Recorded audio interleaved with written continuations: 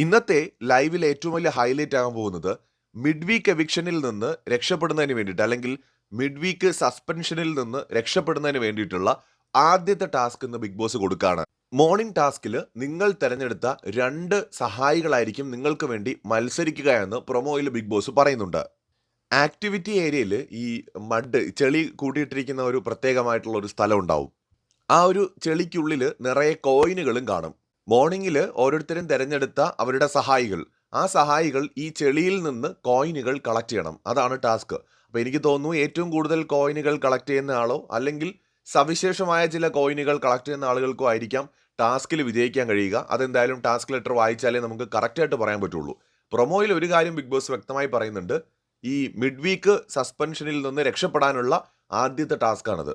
അപ്പോൾ ഒരു series of ടാസ്കുകൾ ഇനിയും ഉണ്ടാകണം.